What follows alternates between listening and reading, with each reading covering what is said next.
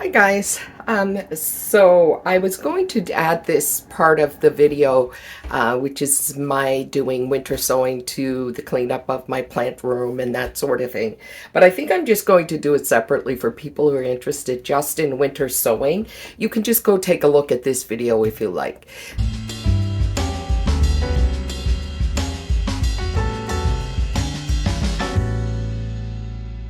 So the winter sowing video is going to be pretty straightforward. For those who've never done it before, winter sowing is actually where you take a jug or a clear container of some sort, and what you'll do is you'll actually plant in it. You'll put some soil in it, you'll put seeds in it, and you'll close it up, remove the lid, or put holes in the top where snow or rain can get in. And you also put drainage holes in the bottom. And then you put that outside somewhere, and it sort of mimics stratification, but even plants or seeds that do not need stratification do well with this process. I haven't had much luck with tender perennials or tender plants in general. But I have had a lot of luck with other things like onions, celery, seeds that tend to be hardier, snapdragons, that sort of thing. So if you are short on space, or if you just want to try this to sort of start your gardening early, or just to see how it works, or to add more variety to your garden, as I said, when you don't have the space inside, this is a perfect thing to do. So I'm going to show you how I do it. And I have some seeds here that, for example, some onion seeds. I do have some celery.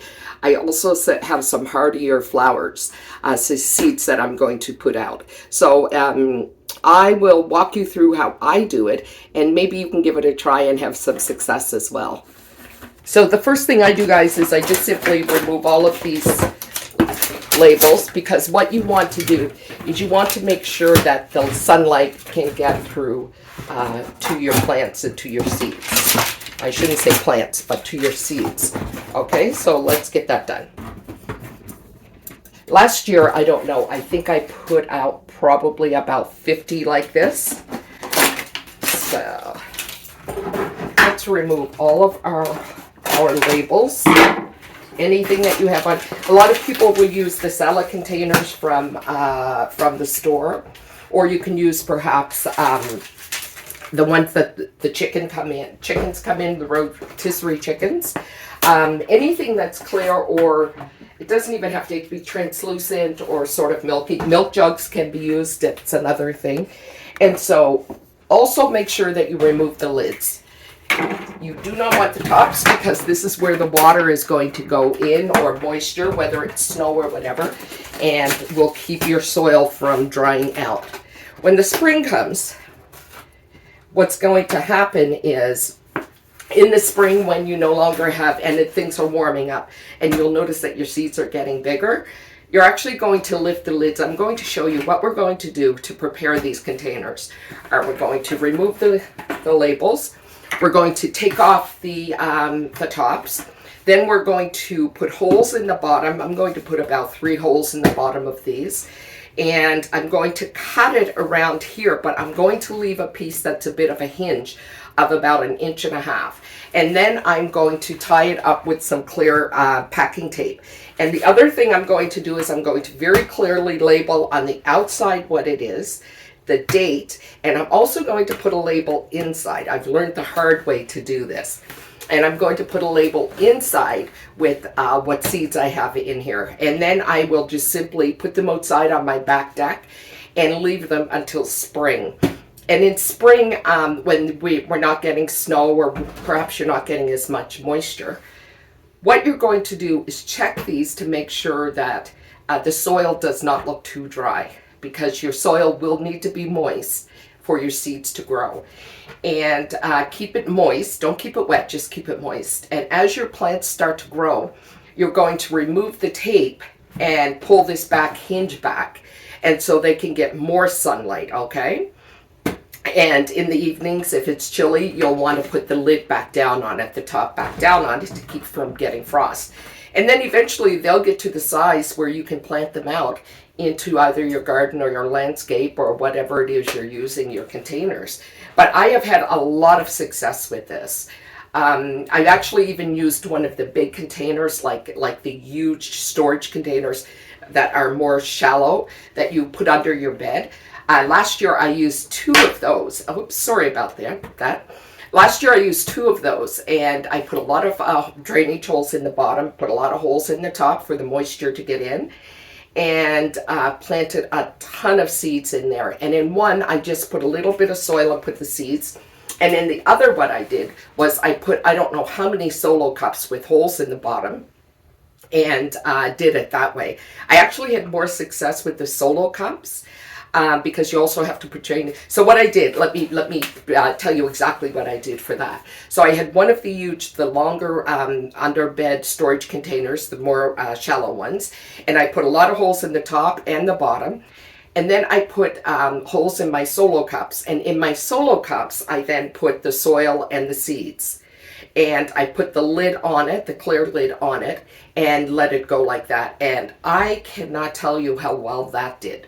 So if you have a lot of planting you want to do, I would suggest that perhaps you could do that. And then you could save that container from year to year. And you can even save your solo cups from year to year and use those in the container. Anyway, enough talking. Let's get started on this project. So I'm going to grab my X-Acto knife. I'm going to cut around probably about maybe 4 inches up in each of these. I think what I'll do is put the holes in first, because it's easier to put the holes in while the jug is intact.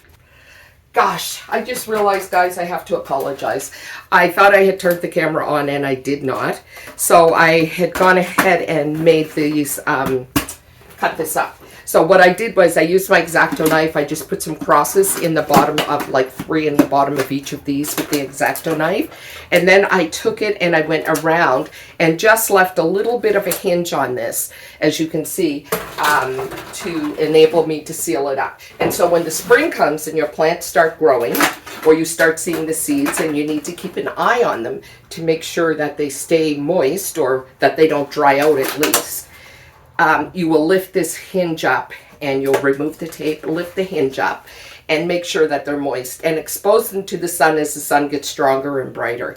You may need to close it up in the evenings if the evenings are still cool, but this will be like a miniature greenhouse for you, and you'll have tremendous success with it. So I'm going to pull out, I thought I had some pulled out.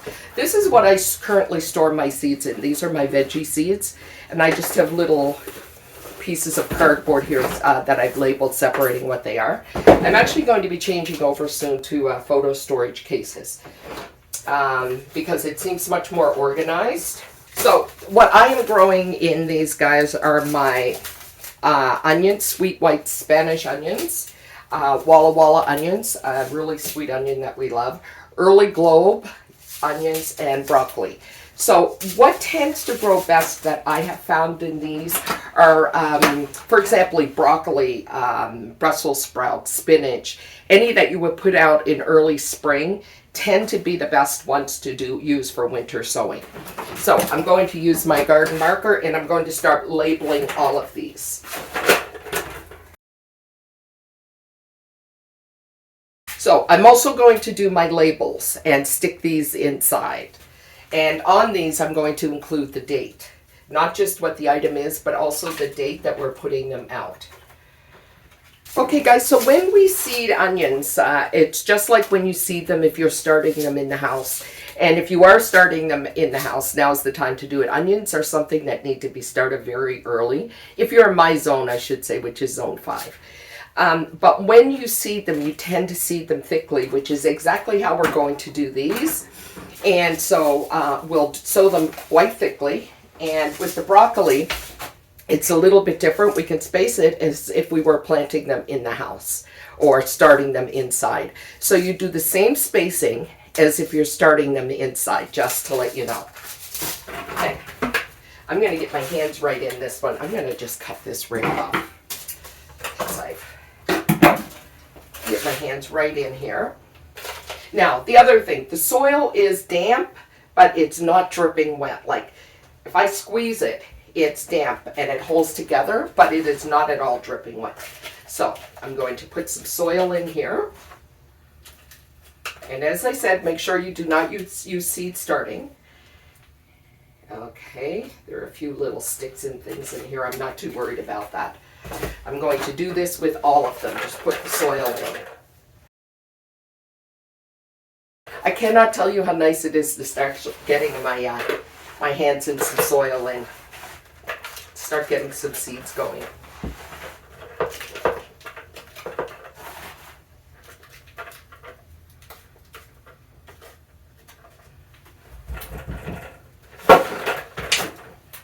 Start with this one, early yellow.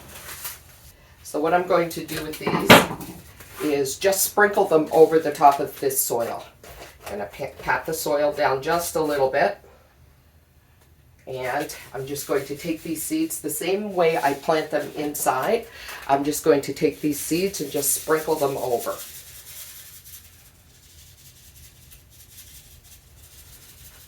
So I'm putting quite a few in there. Typically it's a 1/2 inch spacing that you do for onions, I think. So that's a little bit of like that. And I'm going to just take a very thin layer of soil and put over the top of this. Just a very fine layer. There we go. So these are early yellow. I'm going to stick this inside so that I know what they are. And that lid I will put on in a minute. So now we're doing our Walla Wallas. I'm going to do them the exact same way. Walla Wallas, I'm just going to sprinkle them over, light dusting of soil, a very thin dust or thin layer of soil. And they're all set.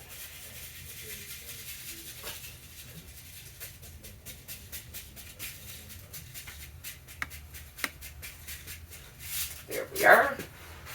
Make sure they've made contact with the soil. They're good. A little sprinkling of soil. Just a very light sprinkling. There we are. And move these over here. And now we're going to do the sweet Spanish. Same thing.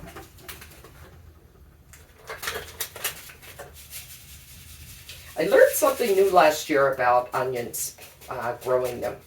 And I didn't realize that when you plant an onion, you don't plant it in very deep.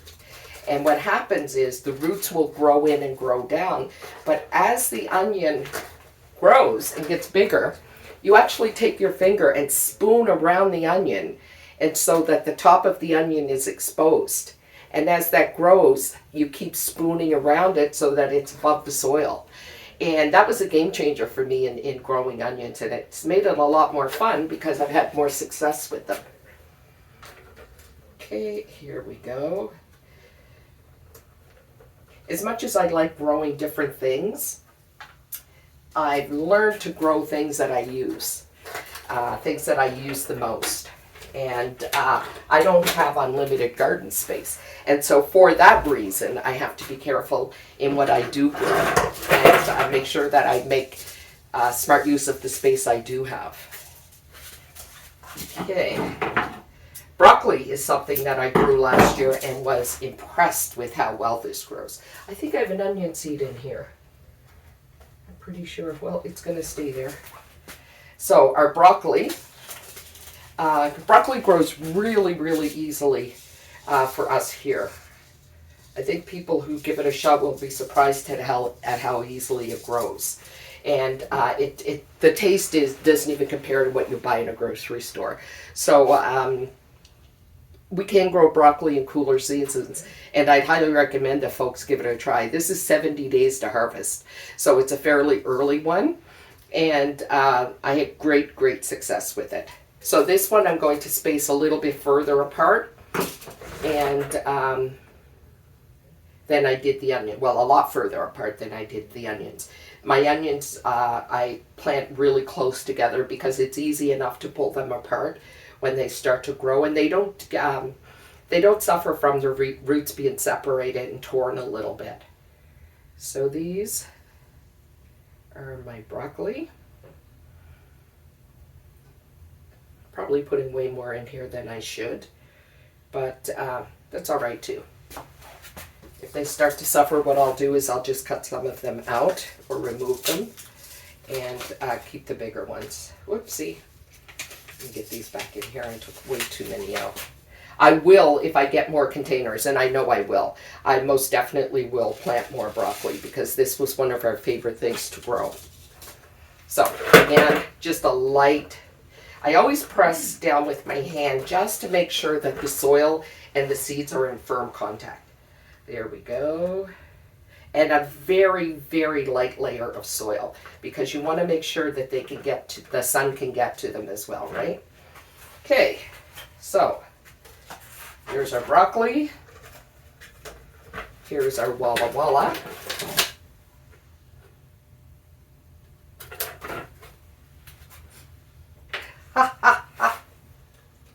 I cannot believe there were onions in that.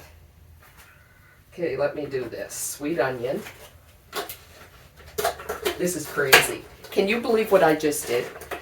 I actually put broccoli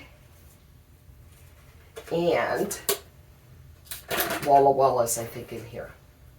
Yep. So that's fine. I'm just going to leave it just for the heck of it, see what happens. Let's just call this an experiment. But now I have to add it to here. Let me grab my marker again. And I'm going to add plus green sprouting broccoli.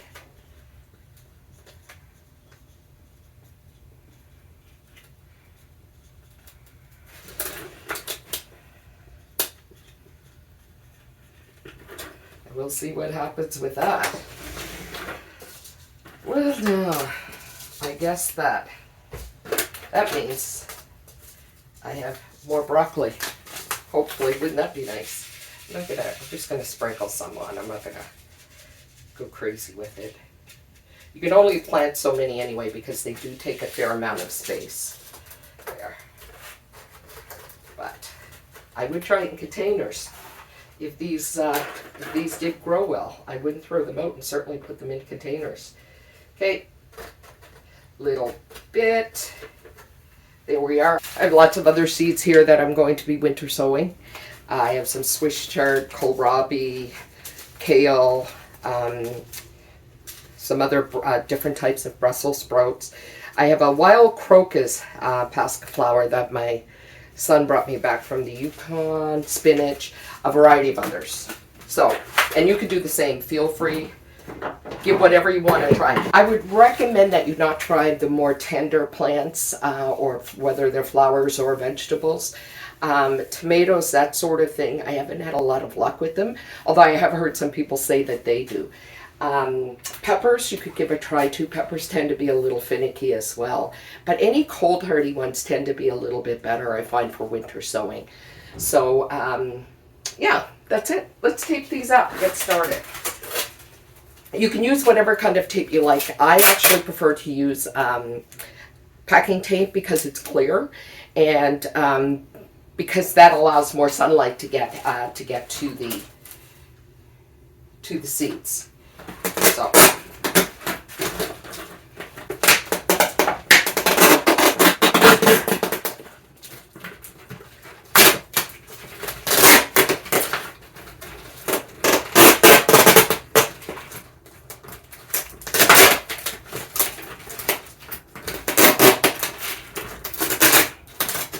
And I like to leave a little bit of a tail on the tape. So I will actually just fold the tape. I hope you can see this, I don't know. I actually will fold the tape over on itself so that there's a bit of a tail for when I have to come back and remove it. So this one's all set to go out. Really excited, to be honest, to see what's going to happen with the one that I put the broccoli and onions in together. It's very thickly seeded, but I can't wait to see what's going to happen.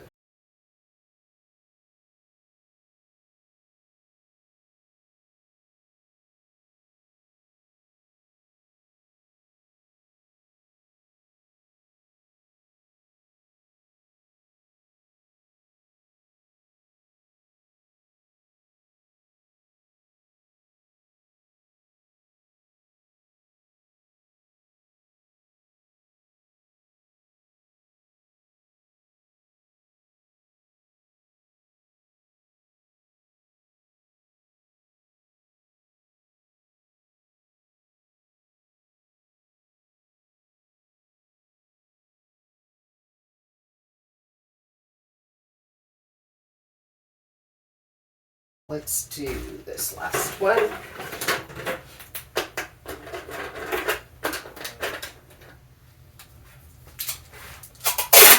I just wanted to say, this garden marker is one of the cheapest and best investments I made for my garden. Even for labeling the things that I put in my garden in the summer. It really keeps you can identify it easier. I find that the Sharpies and a lot of the other ones, they just wear off over time. The garden marker tends not to do that.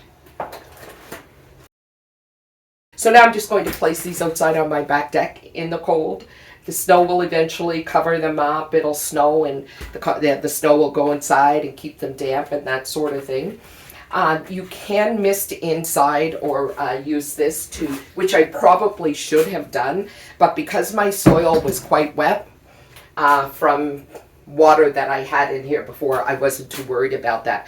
But I should have mentioned to you that you probably should mist the soil before you tie it up with the tape.